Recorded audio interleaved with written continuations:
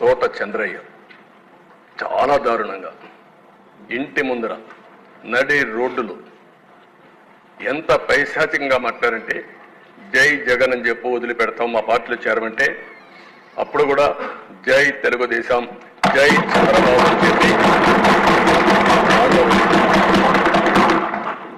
చాలా కర్కశంగా మెడ మీద కత్తిపెట్టి నరికేశారు.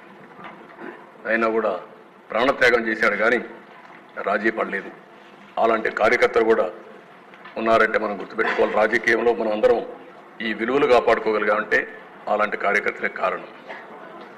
కంచర్ల జాలయ్యని టీడీపీ కార్యకర్తని పల్నాడులో దారుణంగా చంపేశారు. కడప జిల్లా ప్రొద్దుటూరులో నందం సుబ్బయ్య అవినీతి జరిగిందంటే ఆ సైట్ దగ్గరికి పోయి ఆయన ప్రెస్ కాన్ఫరెన్స్ చెప్తే అతను దారుణంగా ఆనాటి ఎమ్మెల్యే దాడి చేపించి చంపించే పరిస్థితి.